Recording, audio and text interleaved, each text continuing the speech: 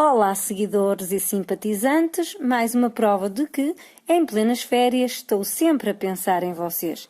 Vejam a resolução do exame de matemática de 9º ano de 2017, segunda fase, e até ao próximo vídeo.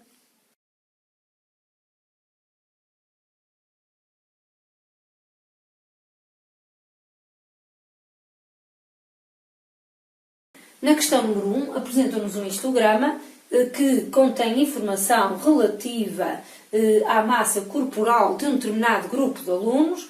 Pedem-nos para calcular a frequência relativa da classe 40-45 em percentagem, que é designada nesta questão pela letra K. Ou seja, queremos calcular K, sendo K a frequência relativa desta classe em percentagem. Quando nos pedem para calcular a probabilidade da sua massa corporal ser inferior a 45 kg, estão a pedir-nos precisamente a frequência relativa da classe 40-45.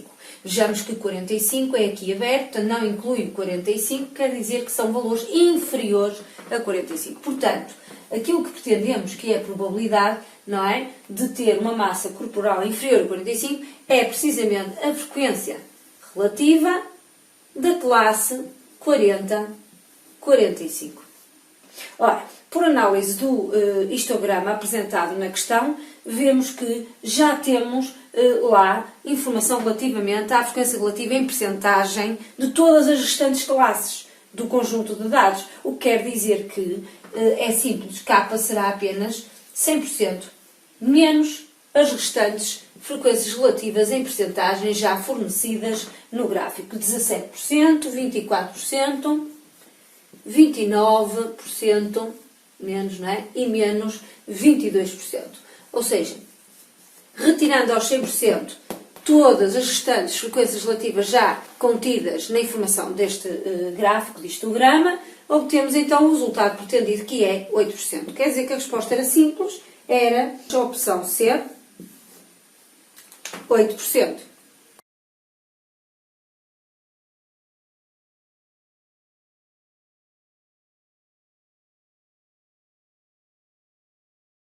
Na questão 2, apresentam-nos uma série de pontos representados numa reta real e dizem-nos que a distância entre cada dois destes pontos é uma unidade, não é?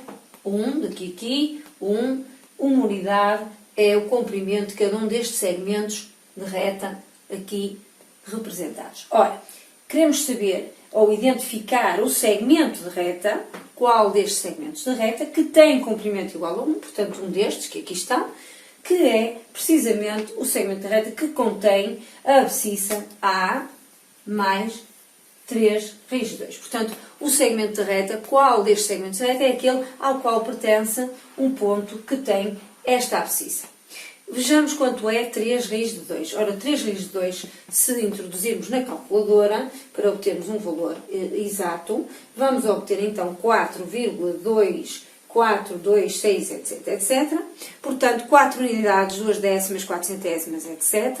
O que quer dizer que, se a abscissa do ponto Q é A, não é? Nós estamos à procura do ponto cuja abscissa é A mais 3 raiz de 2, então, onde fica esta abscissa A mais 3 raiz de 2? Correto? Portanto, daqui a aqui é 1, isto é A mais 1, A mais 2 já vem para S, A mais 3 já vem para o ponto T, A mais 4 já vem para o ponto U, mas nós não queremos adicionar 4, queremos adicionar 3 raiz de 2, ou seja, 4,2 tal. Portanto, 4 mais qualquer coisa, que são estes 0,2, 4, 2, 6, etc.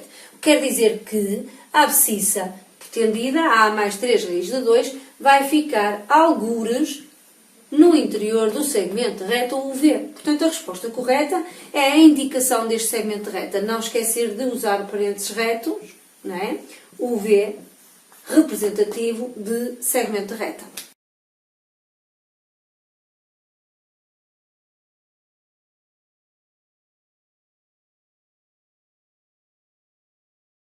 Na questão 3, dizem-nos que a distância da Terra ao Sol é igual a 149,6 milhões de quilómetros e a distância média de Neptuno ao Sol é 30 vezes a distância média da Terra ao Sol. Queremos determinar esta distância de Neptuno ao Sol e escrevê-la em notação científica. Ora, a distância pretendida, vou representar por D, que é a distância de Neptuno ao Sol, é 30 vezes a distância da Terra ao Sol, 30 vezes 149,6, não esqueçamos que estamos a falar de milhões. Isto em milhões. Ok? Portanto, o número que pretendemos é 30 vezes 149,6 milhões. Efetuando este cálculo, obtemos 4.488, não é? Não esqueçamos então que estamos a falar de milhões. Escrevendo corretamente este número, uma vez que estamos a falar de milhões, portanto, 6 zeros, 4.488 milhões, 6 zeros. Cá está ele. Esta é então a distância em quilómetros, milhões de quilómetros, não é? A distância em quilómetros que pretendemos, que é a distância de Neptuno ao Sol, correto? E é este valor que pretendemos então, para finalizar a resposta à questão, apresentar na forma de notação científica. Ora, como é que nós vamos fazer isso? Temos que ter então um produto de dois fatores, não é? Em que o primeiro fator é um número ou algarismo entre 1 e 10, não contando com 10, e o segundo é uma potência de base 10 com um determinado expoente que vamos encontrar. Vamos então colocar a vírgula no 4, porquê? Porque temos que ter aqui um número ou algarismo entre 1 e 10, portanto vai ficar 4,488, para ficar entre 1 e 10, e agora vamos ver quantas casas então temos que andar para a direita para determinar este expoente. 1, 2, 3, 4, 5, 6, 7, 8, 9, o que quer dizer que este expoente é 9. Portanto, a resposta à questão é esta. 4,488 vezes 10 elevado a 9 km. Esta é a distância média entre Neptuno e o Sol.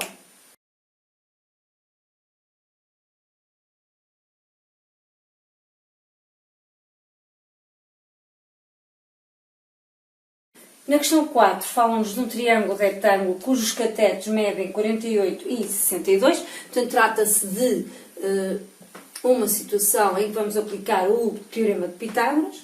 Um dos catetos é 48 cm, o outro é 62 e pretendemos calcular precisamente a hipotenusa, não é? Porque é isso que é pedido aqui, em frente ao ângulo reto. É a aplicação direta do teorema de Pitágoras. Hipotenusa ao quadrado é igual ao cateto 1 ao quadrado mais o cateto 2 ao quadrado, a soma dos quadrados dos catetos. Portanto, aplicando então o teorema de Pitágoras, 48 ao quadrado mais 62 ao quadrado, 48 ao quadrado é 2.304, mais 62 ao quadrado, 3.844.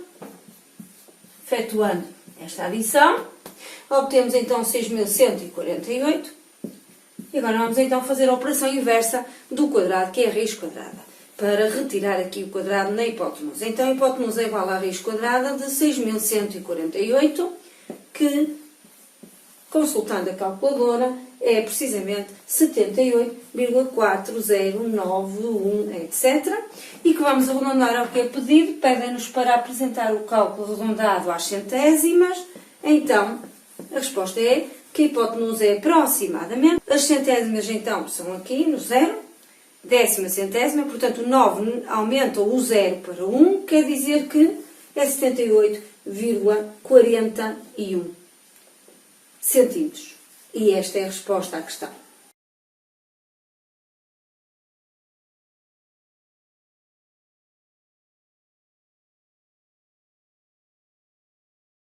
Na questão 5, apresentou-nos um esquema que é supostamente uma estrutura com 3 pisos, portanto um resto de chão, um primeiro andar e um segundo andar.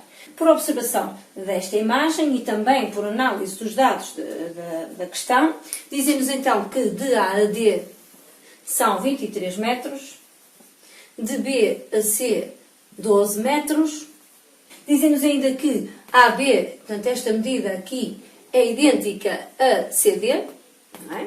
E temos aqui que o ângulo BAH é 30 e EGF é idêntico, também é 30. Por análise então destes dados, vemos que o triângulo ABH e o triângulo EEF são iguais. Portanto, estes triângulos são iguais, têm aqui o mesmo ângulo agudo e o mesmo cateto adjacente a esse ângulo. Ora bem, vamos então começar por determinar A, B e CD, que são segmentos de reta com o mesmo comprimento, segundo a informação da questão. Ora, 23 menos 12, para ver quanto é que sobra para estes cantinhos. 23 menos 12 são 11. O que quer dizer que estes cantinhos A, B e CD juntos têm 11 metros. Portanto, quer dizer então que AB, que é igual a CD, será a metade de 11. 11 dividido por 2, portanto 5,5 metros. Então, 5,5 metros aqui e aqui. Ora, o que é que nós pretendemos calcular? DF, o comprimento do segmento de reta DF, que é a distância do resto de chão ao segundo andar. DF, do resto de chão ao segundo andar. Ora, nós sabemos que DF é igual a DE mais EF. Ora, DE é idêntica a BH. E EF é idêntica também a EH, uma vez que este triângulo é igual a este, como já vimos há pouco. Portanto, este lado é o que se opõe ao ângulo 30 e aqui também, portanto, este lado é precisamente o mesmo de BH. Então, quer dizer que o que pretendemos calcular de EF não é mais do que o dobro de BH, ou o dobro de EF, que é a mesma coisa. Vamos então calcular, por exemplo, neste triângulo BH. Ora, BH é o lado que se opõe ao ângulo agudo 30. E aqui temos um ângulo reto, não é? Por informação na questão. Quer dizer que vamos aplicar aqui a trigonometria, uma vez que temos um ângulo agudo e o seu cateto adjacente e pretendemos calcular o cateto oposto. Portanto, este é o cateto oposto. O 5,5 é o cateto adjacente do ângulo agudo 30 graus. Vamos então fazer aqui uma breve revisão da trigonometria. A trigonometria assenta no conhecimento das três razões trigonométricas para um triângulo retângulo que se aplicam em qualquer um dos seus ângulos agudos. Então, seno de alfa, sendo o alfa um ângulo agudo num triângulo retângulo, é igual, lembremos, ao cateto oposto sobre a hipotenusa. O cosseno de alfa, ângulo agudo num triângulo retângulo, é igual ao cateto adjacente sobre a hipotenusa e a tangente de alfa é igual ao cateto oposto sobre o cateto adjacente. Ora, vejamos qual destas três razões trigonométricas se adequa melhor à nossa situação. Pretendemos então calcular este cateto oposto ao ângulo 30 graus. Portanto, pretendemos o oposto e temos o adjacente, este 5,5 que é o cateto adjacente do ângulo agudo 30 graus. Aqui o AH é a hipotenusa que ninguém pede nem ninguém dá, portanto não nos interessa. E se não interessa, não vamos usar as razões trigonométricas seno nem cosseno, porque utilizam a hipotenusa. Vamos então aplicar a tangente de 30 graus no nosso caso. Temos então que a tangente de 30 graus é igual ao cateto oposto. Vamos lhe chamar x, que é aquilo que pretendemos descobrir, aqui BH, que é idêntico, como já vimos, a EF, sobre o cateto adjacente, que é 5,5. Resolvendo esta equação, o 5,5 que está aqui a dividir vai passar a multiplicar, obtemos então que x vai ser igual a 5,5 vezes, passa a multiplicar, a tangente de 30 graus. Introduzindo esta expressão na calculadora, obtemos então que x vai ser 3,17542,6, etc, etc, etc, não é? E este será então o comprimento em metros do x, que é o quê? Precisamente o segmento BH. O dobro dele é aquilo que pretendemos, DF. Portanto, DF, comprimento do segmento de reta DF, será duas vezes este valor que aqui temos, o 3,175,4, etc, etc, não é? Ou seja, introduzindo a calculadora, basta colocar a expressão e multiplicar por 2 ou deixar no visor da máquina o resultado obtido aqui atrás e multiplicar diretamente por 2 para obter o dobro. Temos então 6,3508, etc, etc, que vamos então finalmente arredondar àquilo que é pedido e pedem-nos às centésimas. Ora, décima centésima, a centésima é o 5, o 0 não aumenta ao 5, portanto vai dar aproximadamente 6,35 metros. Não é? E esta é a resposta à questão. A medida de DF é aproximadamente 6,35 metros.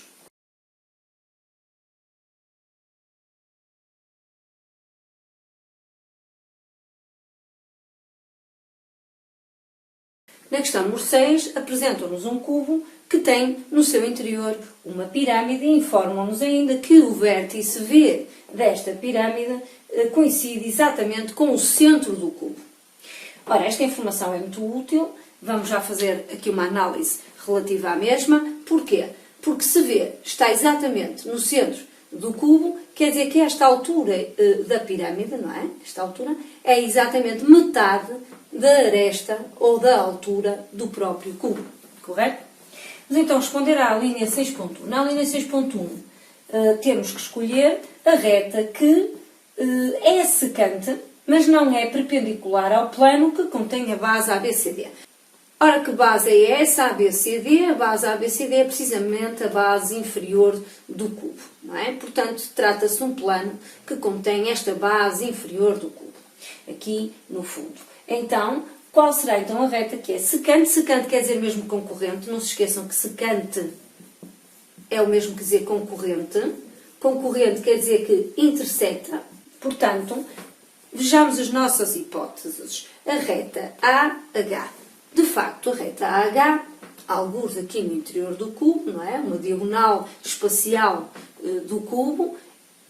Esta reta AH é realmente secante ao plano que contém a base inferior, não é?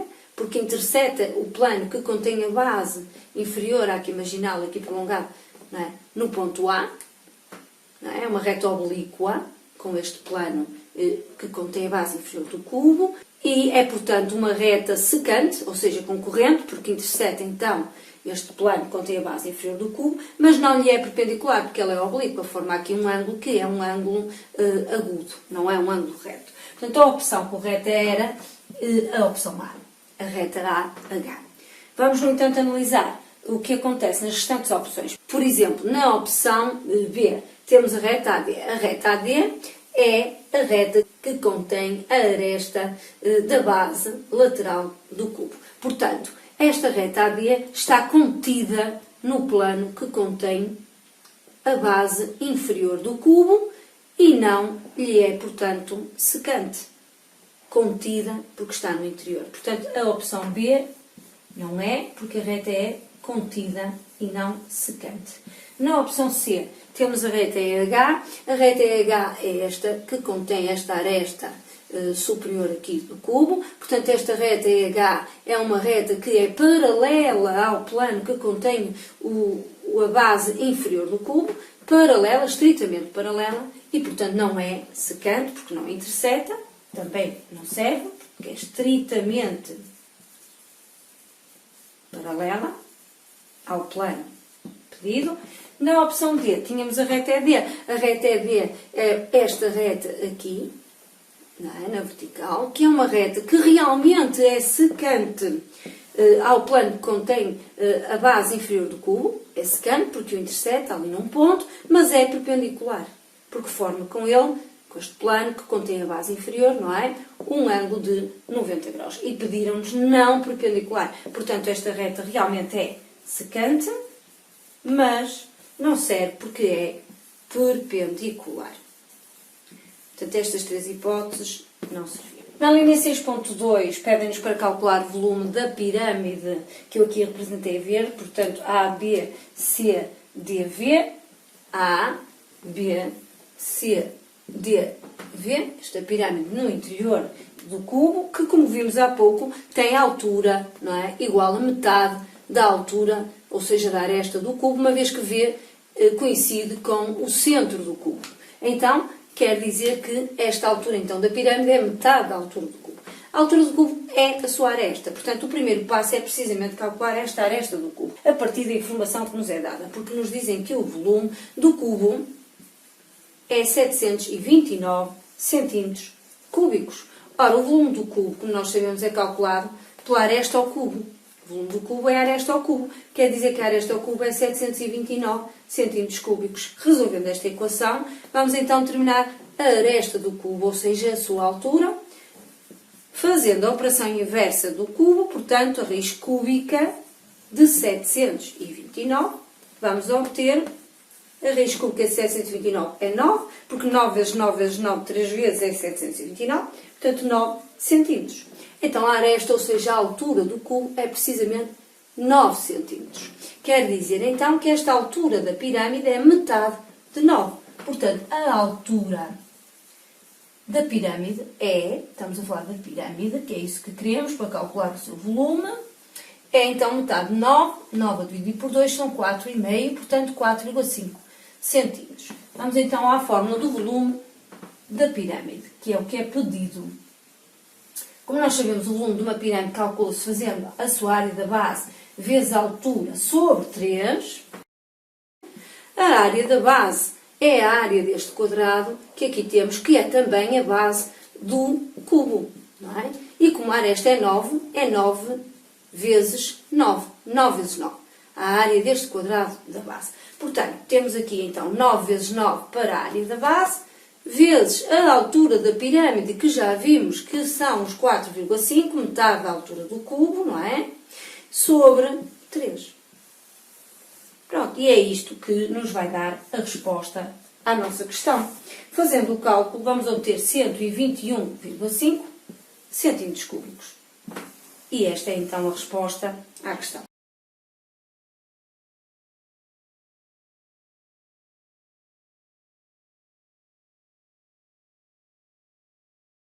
Na questão 7, dizem-nos que a professora vai sortear 2 elementos de um grupo composto por 2 rapazes e 2 raparigas e vai sortear estes 2 elementos, então, para apresentar um trabalho à turma. Qual é a probabilidade de o par escolhido, estes 2 alunos escolhidos, ser constituído por uma rapariga e um rapaz? Portanto, no grupo de alunos, dizem-nos que temos então 2 rapazes e 2 raparigas, vamos designar as raparigas por menina 1, menina 2, temos então 2 rapazes, rapaz 1 e rapaz 2, isto é um conjunto de pessoas que temos inicialmente, portanto, é com estes elementos que vamos formar os nossos casos possíveis na escolha de um rapaz e uma rapariga, como a professora pretende. Portanto, podemos fazer essa contagem sem ajuda de tabela ou árvore, simplesmente por análise da situação. Portanto, temos que escolher então 2 pessoas. Podemos escolher a menina 1 com a menina 2, ou a menina 1 com o rapaz 1, ou a menina 1 com o rapaz 2. Podemos escolher a menina 2 com o rapaz 1. Podemos escolher a menina 2 com o rapaz 2.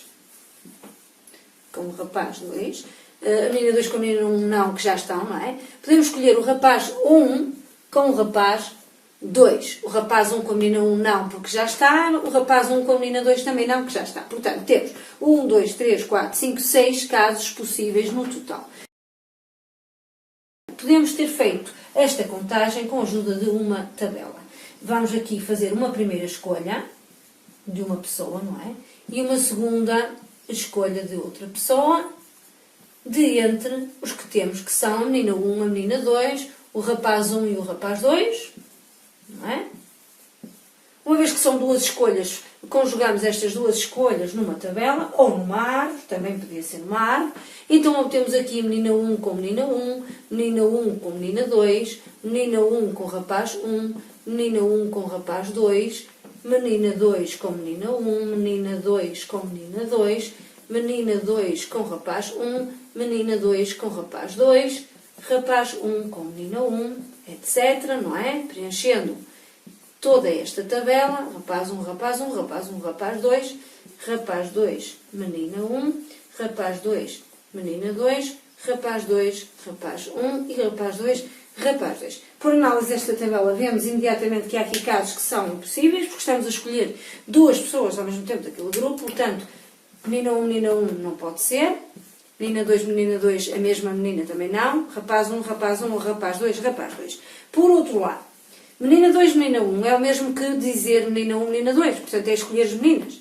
Assim como o rapaz 1, menina 1 é o mesmo que menina 1, rapaz 1. Rapaz 1, menina 2 é o mesmo que menina 2, rapaz 1. Rapaz 2, menina 1 é o mesmo que menina 1, rapaz 2. Rapaz 2, menina 2 é o mesmo que menina 2, rapaz 2. E rapaz 2, rapaz 1 é o mesmo que rapaz 1, rapaz 2. Ou seja, estes casos são repetidos, não é? E se são repetidos, não contamos com eles para os casos possíveis. Portanto, temos como casos possíveis estes que aqui estão em cima. 1, 2, 3, 4, 5, 6. Em cima ou em baixo, que eles são idênticos, conteios do lado de cima. Assim como tínhamos aqui, 1, 2, 3, 4, 5, 6. Tanto faz com esquema ou sem esquema, temos então 6 casos possíveis. Como queremos então escolher uma menina e um rapaz, vamos ver onde é que isto acontece. Aqui não, menina 1, menina 2 são duas meninas. Menina 1, rapaz 1, sim. Menina 1, rapaz 2, sim. Uma menina com um rapaz. Menina 2, rapaz 1, sim. Menina 2, rapaz 2, sim. Rapaz 1, rapaz 2, não, que são dois rapazes. Portanto, temos 4 casos favoráveis. Num total de 6 casos possíveis, não é? 1, 2, 3, 4, 5, 6 aqui no total. Portanto, dividido por 2, simplificando a fração, obtemos então 2 terços. 4 por 2, 6 por 2. A resposta é 2 terços.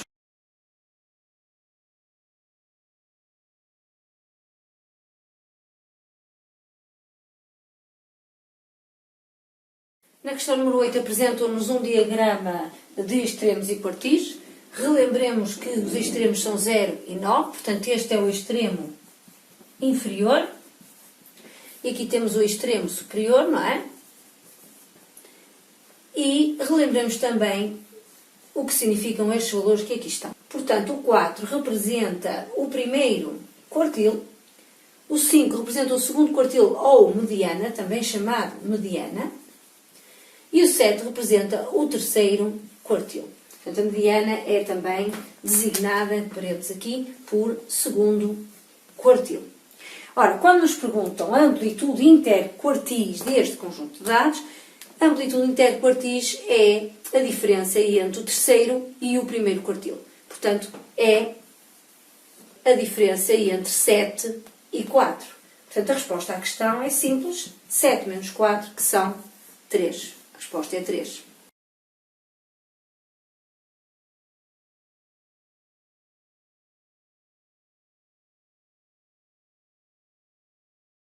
Apresenta-nos aqui um conjunto X, que é a interseção do intervalo menos 2 a 1, fechado menos 2 e aberto de 1, com o conjunto Z, que é o conjunto dos inteiros relativos, que aliás nos é relembrado isso na questão.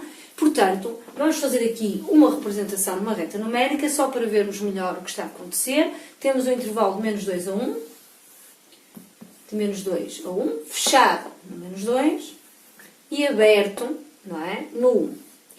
Este intervalo, o que tem então em comum, não esqueçamos que para fazer uma interseção estamos então à procura de o que tem em comum este intervalo com o conjunto dos inteiros relativos. O que é que este intervalo tem em comum com os inteiros? Ou seja, de outra forma, quais são os inteiros dentro deste intervalo? Não é? Temos aqui o menos 2, que é inteiro. Temos o menos 1, lá dentro, que também é inteiro. Temos o 0, lá dentro, que também é inteiro. E temos o 1, que não está no interior deste intervalo, porque é aberto. Então, se está aberto, não está contido neste intervalo. Logo, não está na interseção deste intervalo com o conjunto dos números inteiros relativos. Portanto, quem são os inteiros relativos que estão em comum, ou seja, nesta interseção com este intervalo? São o menos 2, o menos 1 e o 0. Quer dizer que a resposta terá que ser menos 2, menos 1 e 0. São estes três valores, o que corresponde à opção B.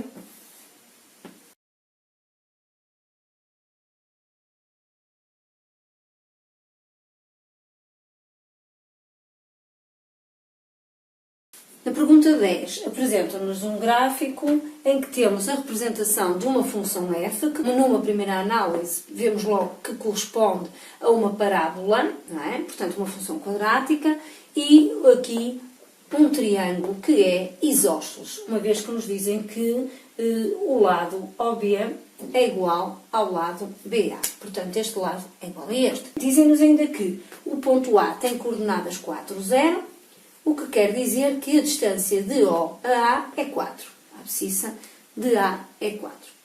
Logo, se este triângulo é isósceles, há que ter em atenção que a sua altura, não é, vai dividi-lo em duas partes iguais, em dois triângulos geometricamente iguais, o que quer dizer que aqui a abscissa será 2, no pé, digamos assim, desta altura. Será 2. Portanto, pretendemos aqui calcular a área deste triângulo, Daí eu estar a falar nesta altura, uma vez que, como sabemos, a área de um triângulo qualquer é igual à base vezes a altura sobre 2. Portanto, temos que calcular esta altura. A base é simples porque, como vimos há pouco, a distância de O a A é 4. Portanto, a base deste triângulo é 4. Vezes a sua altura, que não sabemos, vamos calcular, sobre 2. Esta altura que pretendemos calcular corresponde precisamente à medida deste segmento de reta, que é dado por f de 2. E porquê f de 2? Porque temos a função f, sabemos que a abscissa do ponto B é 2, queremos saber a sua ordenada, aqui, não é? Se soubermos a ordenada de B, vamos saber esta distância, de O até ali, que é precisamente a altura do triângulo em questão. Portanto, esta altura que pretendemos não é mais do que f de 2. F de 2, imagem da abscissa 2 pela função f, uma vez que o ponto B pertence à função f. Ora, se nos dizem que a função f é dada pela expressão 4x², basta substituir aqui na abscissa x o valor 2. Então, f de 2, imagem de 2, será 4 vezes 2 no lugar de x, aqui, ao quadrado. Ora, 2 ao quadrado é 4, portanto, 4 vezes 4, que é 16. Quer dizer que aquela ordenada do ponto B é 16, aqui. Portanto, as coordenadas do ponto B são 2, 16. Então, a altura deste triângulo é precisamente 16, de 0 a 16, 16. Então, o valor que falta aqui é, então, 16. Efetuando este cálculo, vamos obter 32. 4 vezes 16 a dividir por 2. 32 será, então, a resposta à questão. Unidades de área, se quiserem, não põem nada, uma vez que não é dada a unidade de comprimento no enunciado.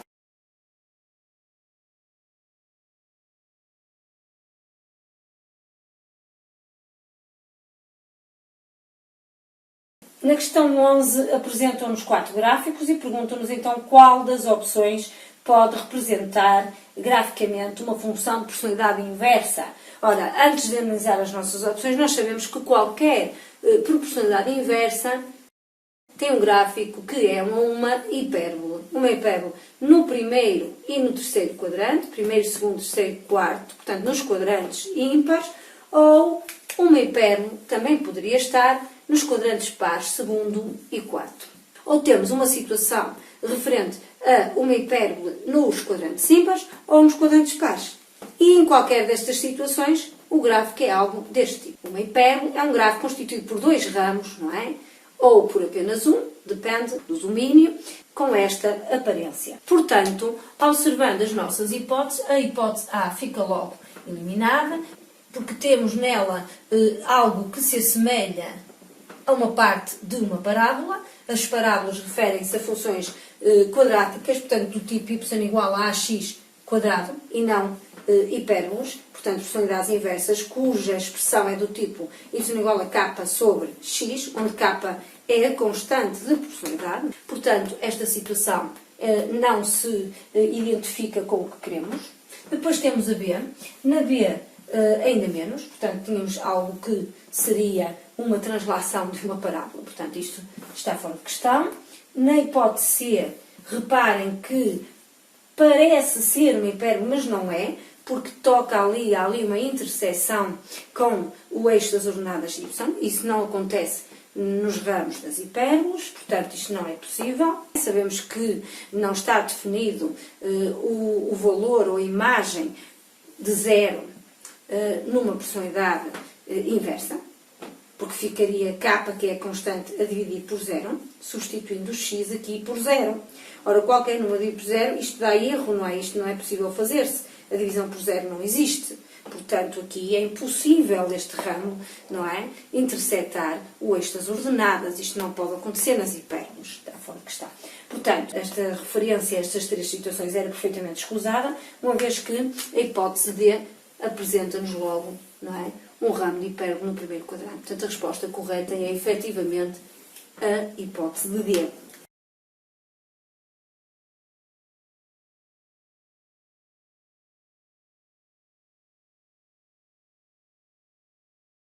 Na pergunta 12 apresentam-nos os 4 primeiros termos de uma sucessão. Dizem-nos então que o primeiro termo dessa sucessão é menos 2, o segundo termo dessa sucessão é 4, o terceiro termo da mesma sucessão é menos 8 e o quarto termo é 16. Pretendemos descobrir qual é o número real B, de tal maneira que B elevado a n é o termo geral desta sucessão. Ou seja, se B elevado a n é o termo geral desta sucessão, substituindo o n pelos números naturais, temos que obter aqui, no cálculo do B elevado a n, os termos da sucessão. Ora, para calcular o primeiro termo, substituímos sempre o n por 1 no termo geral, que quer dizer que B elevado a 1, portanto, substituindo o n por 1, terá que dar menos 2. Ora, qual é o número B real que elevado a 1 é menos 2? Só pode ser o menos 2, não é? Porquê? Porque menos 2 elevado a 1, efetivamente, é menos 2, que é o nosso primeiro termo.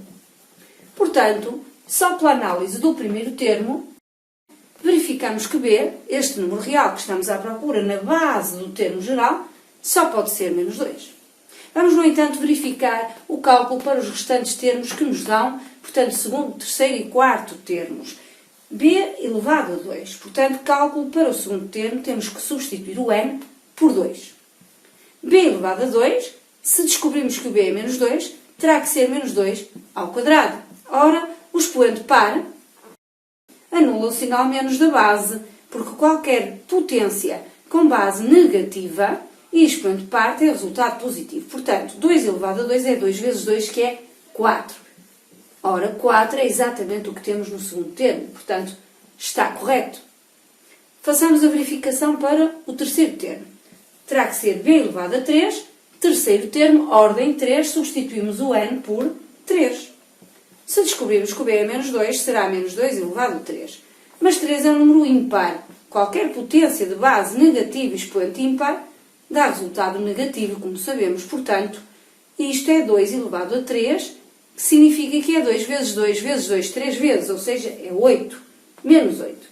Ora, menos 8 é efetivamente o resultado do nosso terceiro termo. Portanto, isto também está correto. Vamos fazer agora a verificação do quarto termo. Para n igual a 4, ordem 4. B elevado a 4. Quer dizer que, sendo B menos 2, fica menos 2 elevado a 4. Ora, 4 é um expoente par. Portanto, se é par, o resultado é positivo. Potência de base negativa expoente par é resultado positivo. 2 elevado a 4 é 2 vezes 2 vezes 2 vezes 2, 4 vezes, é 16. Portanto, efetivamente, está verificado que dá o nosso quarto termo. Portanto, a resposta à pergunta é simples. A pergunta era: quem é o valor de B? O valor de B é menos 2. B é igual a menos 2.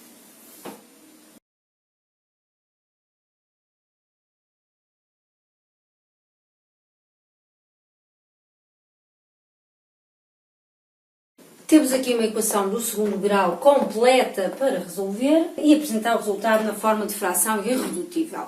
Como nós sabemos, para resolver qualquer equação de segundo grau completa, podemos e devemos aplicar a fórmula resolvendo. X igual a menos b, mais ou menos, raiz quadrada de b quadrado, menos 4ac, portanto 4 vezes a vezes c, sobre 2a, ou seja, 2 vezes a.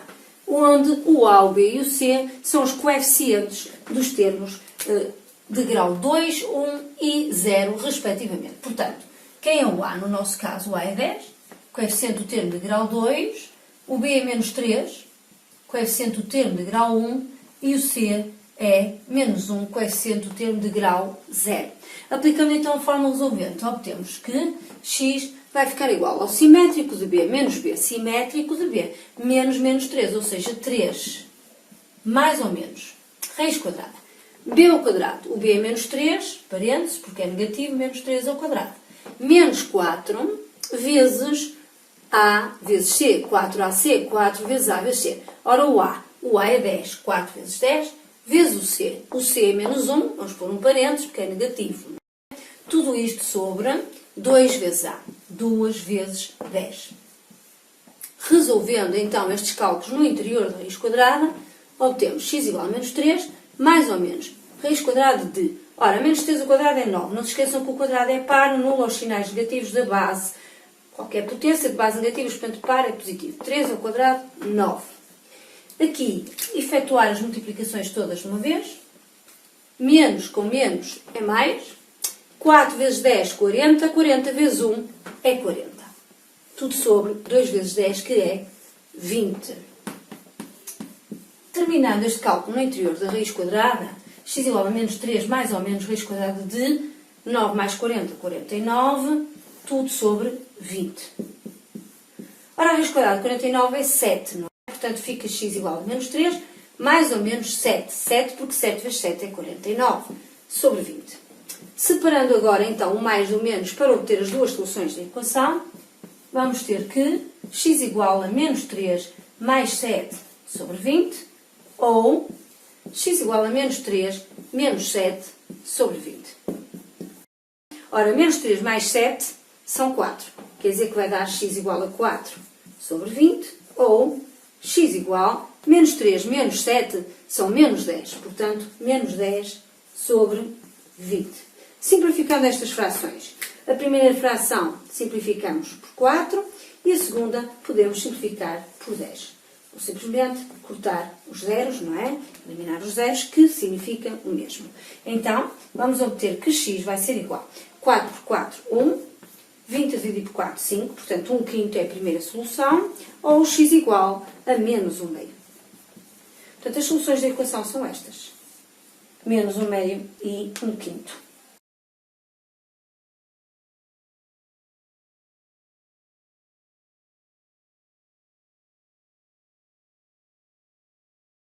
Apresentam-nos uma equação para resolver e indicar um intervalo de números reais que constitui o seu conjunto de solução. Ora, nesta equação temos denominadores e parênteses. Sabemos que, pelas prioridades das operações, quer em inequações, quer em equações, devemos primeiro desembaraçar de parênteses. E para isso, temos aqui que aplicar a propriedade distributiva, uma vez que temos aqui uma multiplicação. Portanto, primeiro desembaraçar de parênteses, só depois reduzir ao mesmo denominador. Vamos então aplicar aqui a propriedade distributiva. X mais 3 sobre 5 maior que 2 vezes x, 2x, mais com menos é menos, 2 vezes 1, 2. Reduzindo agora ao mesmo denominador, temos aqui 5, portanto, que é como se estivesse sobre 1, vezes 5, em ambos estes termos, vamos obter x mais 3 sobre 5, na mesma, maior que 5 vezes 2x são 10x, sobre 5 vezes 1, 5, menos 5 vezes 2, 10, sobre 5 vezes 1, 5. Eliminando agora os denominadores que já são idênticos, ficamos então com x mais 3 maior que 10x menos 10. Vamos então passar os termos com incógnita para o primeiro membro e os termos sem incógnita para o segundo membro.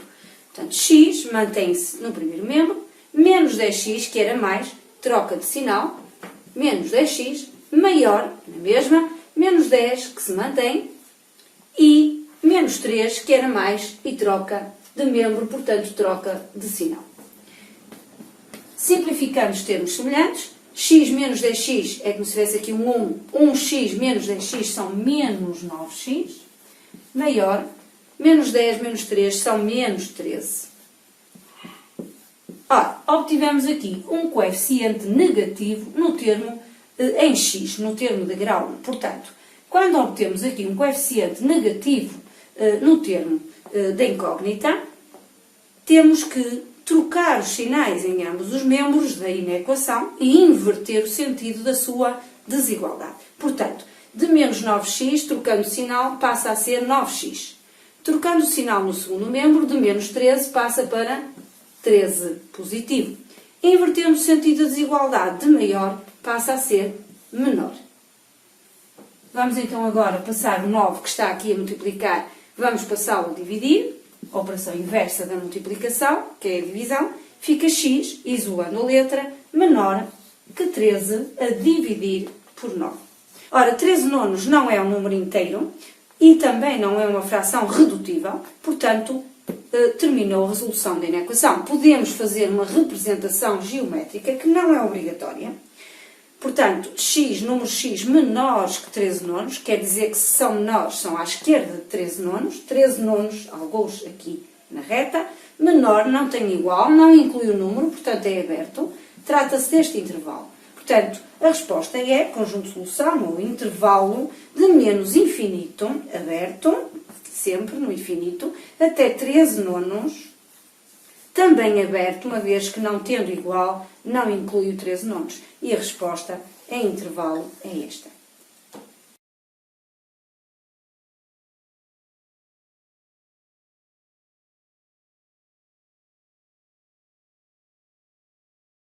Temos aqui um sistema de duas equações com duas incógnitas, não é? E pretendemos então descobrir qual é o par ordenado A, B, C ou D nas opções apresentadas que o verifica, ou seja, que é a solução deste sistema. Portanto, um par ordenado é a solução de um sistema se efetivamente substituindo a abscissa menos 1, x, e a ordenada 2, y, nas equações obtivermos duas afirmações verdadeiras, ou seja, se verificarem as duas equações do sistema. Portanto, vamos fazer essa substituição de x e y para o par apresentado na opção A. Portanto, menos 1 no lugar de x fica menos 1 mais 2 vezes o valor de y, que é 2, igual a 3. Substituindo na equação apresentada aqui em segundo lugar, temos menos 1 no lugar de x, menos o valor de y, que é 2, igual a 0. Resolvendo estes cálculos, prioridade de multiplicação, atenção, não é? Menos 1 mais 4, menos 1 mais 4 igual a 3, e menos 1 menos 2 é menos 3 igual a 0. Ora, menos 1 mais 4 é 3, portanto 3 igual a 3 é efetivamente verdade. Mas menos 3 igual a 0 é falso. Portanto, a opção A não serve. Não é? Portanto, este par ordenado não é a solução do sistema. Vamos fazer o mesmo raciocínio para a opção B. Para o par ordenado 1, 1, substituindo x por 1, mais 2 vezes, substituindo y também por 1, 2 vezes 1, igual a 3. Substituindo também na segunda equação, portanto, x por 1, menos y também por 1, igual a 0, obtemos então que, ora, prioridade novamente da multiplicação, 2 vezes 1, 2, 2 mais 1 são 3, obtemos efetivamente 3 igual a 3, que é verdade, e 1 menos 1 é 0, portanto 0 igual a 0 também é verdade. Quer dizer que a opção correta é efetivamente a opção B. Se tivessem feito também a substituição para os pares ordenados apresentados nas opções C e D, verificavam que não obtinham duas afirmações verdadeiras. Na opção C, iriam obter falso na primeira e verdade na segunda. E na opção D, iriam obter falso em ambas. Portanto, estes pares também não serviam, não é? Portanto, a resposta correta é a D.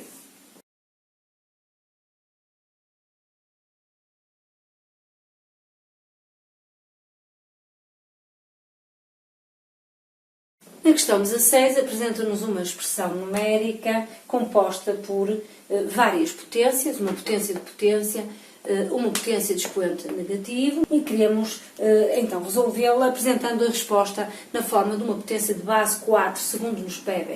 Vamos primeiramente aqui aplicar as regras de operações com potências, uma vez que temos que resolver aqui uma potência de potência e uma série de multiplicações de potências até obtermos uma única potência. E sim, preocupamos em colocar essa potência final na forma pretendida, que é com base 4. Ora, como é que nós resolvemos uma potência de potência? Multiplicamos os expoentes. Portanto, damos a mesma base, 12, 3 vezes 2 é 6.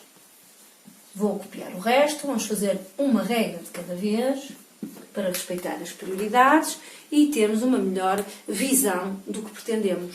Vamos então fazer agora aqui a primeira multiplicação que tem prioridade, que aparece aqui em primeiro lugar, e que tem a mesma base. Portanto, dá-se a mesma base e somam-se os expoentes. É assim que se multiplicam potências com a mesma base. Portanto, 6 mais 3 são 9. Portanto, está 12 elevado a 9, vezes 3 elevado a menos 9. Chegamos aqui e obtemos uma multiplicação de duas potências que não têm a mesma base, não é? 12, 3, nem têm o mesmo expoente, uma vez que 9 aqui é positivo e aqui é menos 9 negativo. Ora, o que nós pretendíamos era ter aqui a expoente 9. Se tivéssemos o mesmo expoente, aqui 9, positivo, então aplicávamos a regra de multiplicação de potências com o mesmo expoente. Podemos tê-lo, basta aplicar a regra de potências de expoente inteiro negativo. Ora, o que é que diz essa regra? Temos aqui a base 3. 3 é como se fosse 3 sobre 1. Essa regra diz que, invertendo a base, em vez de 3 ou 3 sobre 1 fica 1/3, trocamos o sinal ao expoente, que era menos 9, portanto, trocando o sinal passa a ser 9. Portanto, isto é o que nos diz a regra de potências de expoente inteiro negativo. Portanto, invertendo a base e trocando o sinal ao expoente, fica positivo, obtemos uma potência idêntica à anterior.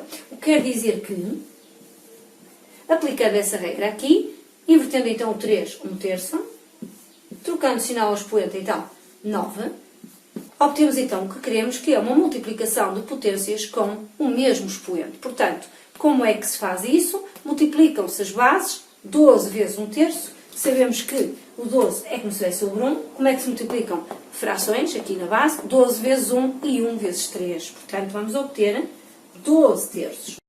12 vezes 1, 12, 1 vezes 3, 3, 12/3, multiplicando então as bases, elevado a 9, uma vez que damos o mesmo expoente. Ora, 12/3 é 4, não é? 12 a dividir por 3 é 4. 4 elevado a 9.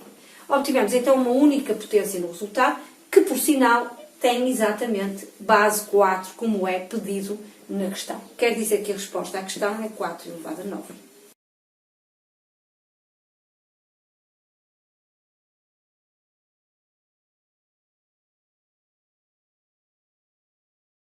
Pedem-nos para considerar então um retângulo cujos lados são representados por x e x mais 3, portanto, x mais 3, na largura e comprimento desse retângulo, que não valia a pena desenhar, com x maior que 0, claro, porque senão esta medida não correspondia a uma medida real, o retângulo não existia, portanto não há medidas de lados zero nem negativas, não é?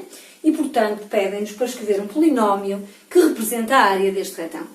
Sabemos que a área de qualquer retângulo é dada por comprimento vezes largura ou base vezes altura. Portanto, é o produto destas duas expressões. X vezes x mais 3, ou ao contrário, neste caso, não é comprimento é x mais 3 vezes x, tanto faz. Aplicando a propriedade distributiva, x vezes x, x quadrado, mais x vezes 3, 3x, obtemos exatamente aquilo que é pedido, que é o polinómio que corresponde à área deste retângulo na sua forma reduzida. X quadrado mais 3x. Portanto, a resposta é essa, x quadrado mais 3x.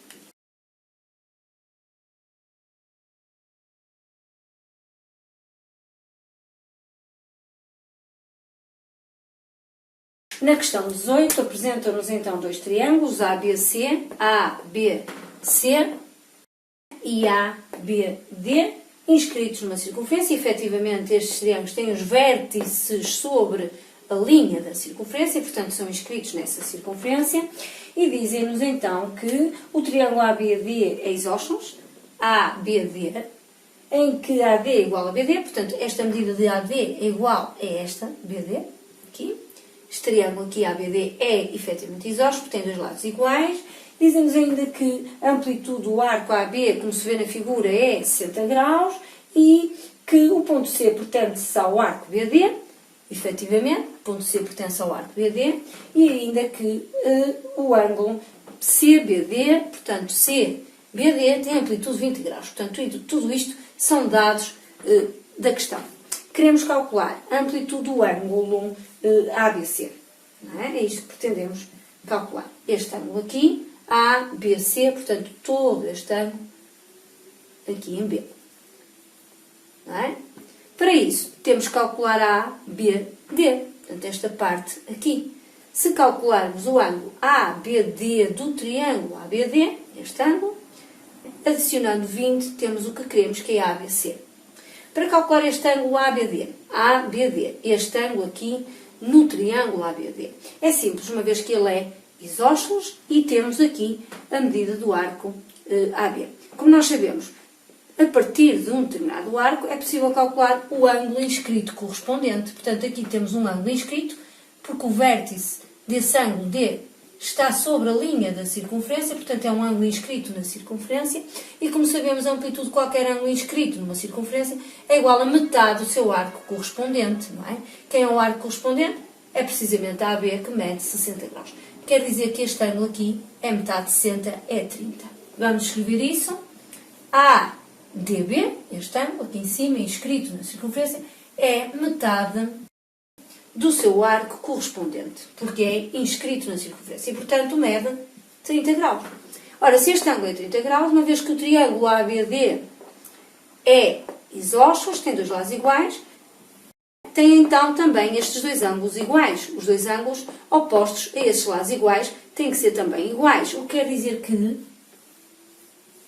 tirando a 180, que é a soma dos ângulos internos de qualquer triângulo, estes 30 graus, vamos obter 150 graus. E dividindo estes 150 graus por 2, não é? Para cada lado, vamos obter então 75 graus. Estes 75 graus são então a amplitude quer do ângulo BAD, vamos por aqui com letras, BAD, identificá-los, quer do ângulo ABD. ABD.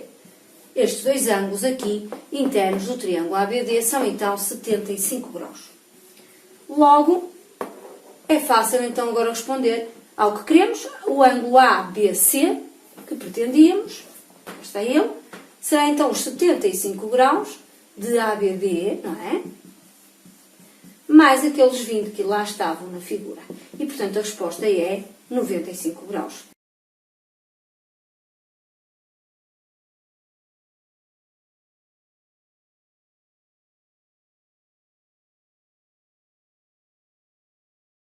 Na questão 19, temos aqui então um hexágono regular, portanto com os lados todos iguais, e pretendemos saber qual dos seguintes pontos é a imagem do ponto F, portanto a imagem deste ponto F, por uma reflexão deslizante de eixo EB, vamos desenhar esse eixo, EB, não é? Uma reflexão deslizante de eixo EB e associada então ao vetor FA. Vamos colocá-lo aqui. Ora bem, o que é então uma reflexão deslizante de eixo EB associada a um vetor FA? Portanto, o ponto F reflete segundo o eixo EB. Ao refletir, o eixo EB funciona como um espelho, portanto passa de F para D, e depois é seguida esta reflexão de uma translação associada ao vetor FA, que como nós vemos aqui, FA tem origem em F, extremidade em A, sentido da esquerda para a direita, direção horizontal, comprimento igual ao lado do hexágono, uma vez que ele é regular, todos os lados são iguais. Então, é um vetor com estas três características. Direção horizontal, sentido da esquerda para a direita, comprimento igual ao lado do hexágono regular. E este vetor tem então que ser aplicado no ponto D para saber então qual é a imagem do ponto F segundo esta reflexão deslizante. Se nós aplicarmos este vetor no ponto D, este vetor, cá está ele aqui, é o mesmo que dizer DC. Portanto, este vetor é exatamente o mesmo que dizer DC, vetor DC. Portanto, a resposta é o ponto C. Portanto, o ponto F reflete para D e depois desliza para C. Reflexão deslizante associada a vetor FA. Portanto, a resposta é ponto C, opção C.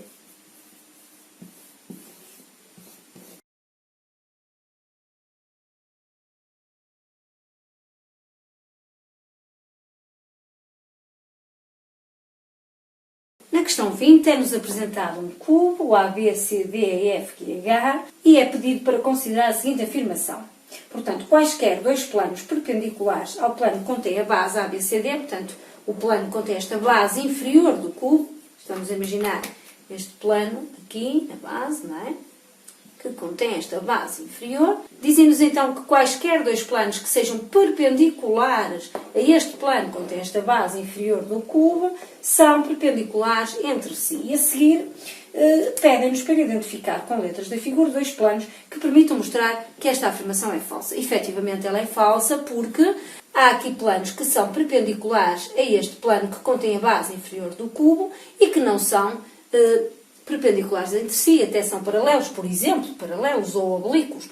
Vejamos, por exemplo, vamos aqui representar a verde, este plano que contém esta face lateral esquerda e o que contém esta face lateral, por exemplo, direita, são planos que são paralelos entre si, são estritamente paralelos e são efetivamente perpendiculares ao plano que contém a base inferior do cubo, não é? Portanto, está aqui mostrado que existem efetivamente planos aqui que não estão nas condições da afirmação.